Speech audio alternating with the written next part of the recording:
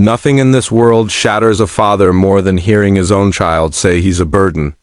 And the moment those words slipped from my son's mouth, something inside me didn't break. No, it simply froze. Like a part of my heart went numb so fast I couldn't even react. My name is Henry Lawson, 68 years old, a retired mechanic who spent every ounce of strength and every year of his life making sure his son, Michael, had the kind of childhood I never got. And after my wife passed away, he insisted I move in with him, telling me, "Dad, you're not living alone. Family stays together," and I believed him. Believed that I still mattered, that I still had a place in the world. So, for 2 years, I cooked their meals, folded laundry, walked the kids to school, kept the house clean, fixed every broken thing, replaced the garage door panel, repainted the porch, even remodeled their bathroom with my own hands while they were at work. I thought I was helping. I thought they appreciated my presence, my love, my time, until the evening I walked past the kitchen and heard the words that would change everything. I had just set the table for dinner when I heard Sarah, my daughter-in-law, hiss quietly, "Your dad is always around, Michael." I feel suffocated, and I stopped walking, my heart thudding painfully as I heard her continue, "We have no privacy. He's always doing things, always in the way. This can't go on." And then the dagger, my son, exhaling and whispering, "I know, Sarah. Dad is becoming a burden," and I swear I felt the world tilt for a moment. I leaned back against the wall just to steady myself because I couldn't believe those words came from my boy. The boy I raised with everything I had, the boy whose backpack I carried on cold mornings when he didn't want to go to school, the boy whose homework I stayed up checking even when my eyes burned from 12 hours of work, the boy I taught how to shave, how to fix a tire, how to become a man. And now that boy was calling me a burden. I didn't storm in, didn't confront them, didn't cry, not yet. I simply walked back to the dining table like nothing had happened, sat down quietly, and when dinner began, I barely touched my food. Michael looked at me and asked, "Dad, are you okay?"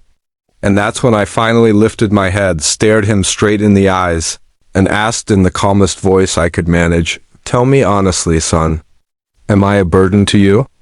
And the hesitation, that tiny pause, that quick drop of his gaze, that was all the answer I needed.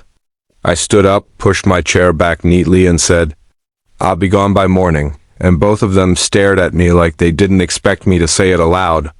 But neither of them said, "No, Dad, please stay," neither begged me to sit back down. Neither reassured me, not even Sarah, who looked almost relieved. That night I went to the guest room, closed the door quietly, and began packing, folding each shirt slowly, not because I was sad, but because I was thinking about every sacrifice I had made and how little it now seemed to matter. I didn't let myself cry. Grief and disappointment were too tangled to separate. But I felt a heaviness in my chest, like someone had stacked stones on top of my heart.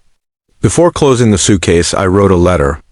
Not an angry letter, but an honest one, telling Michael that raising him was the proudest part of my life, that I never once saw him as a burden, that I moved in only because I thought he meant it when he said family sticks together. Then I did something he never expected. I grabbed my checkbook from the drawer and wrote a check for $150,000. My entire life savings, money they didn't even know I had. Money I saved with decades of sweat, sacrifices, and skipped vacations. And I placed the check inside the envelope with the letter and wrote at the bottom, "Use this to build the space you and Sarah wanted. You won't have to worry about me anymore."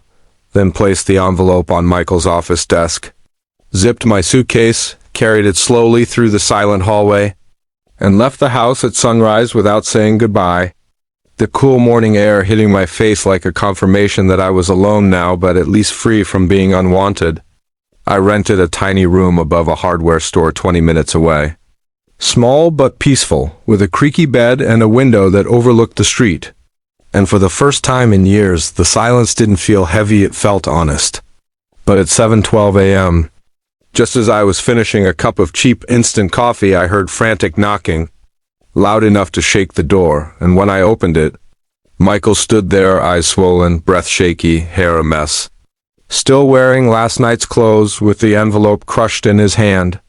He stumbled inside without waiting for permission and choked out, "Dad, why would you leave that? Why would you give me everything? Why didn't you tell me you hurt us?" And I just looked at him and said, "Because sometimes you learn who people really are when they think you're not listening." And that's when he literally sank to his knees, covering his face as sobs shook through him, and he kept repeating, "I'm sorry, Dad. I'm so sorry. I don't deserve you." And all I did was sit down slowly, because a father never enjoys seeing his son broken, even if the son caused the hurt. He told me the kids woke up crying, asking where Grandpa went, asking if they did something wrong, asking if Grandpa didn't love them anymore. And hearing that nearly cracked the numbshell around my heart.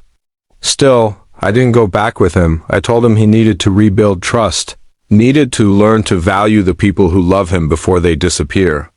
Weeks passed, then months, and slowly Michael changed, visiting me every weekend, bringing the kids for ice cream, fixing up my little rented room, calling me every night just to say goodnight, his voice softer, humbler, grateful. One afternoon we sat at the park watching the kids chase pigeons, and he said quietly, "Dad, the money wasn't the gift. The lesson was," and I nodded, because that was exactly the point. Not revenge, not guilt, just a wake-up call. Today, Michael treats me with a respect I thought I'd lost forever. Sarah, too, is softer, apologetic, understanding in ways she wasn't before. And our family is not only repaired, but stronger, because sometimes you must step away to show people the empty space your love used to fill. I never threw their words back at them, never punished them, never reminded them of the pain they remember on their own, and that's enough. And now Michael tells everyone, my dad isn't a burden, he's the reason I am who I am.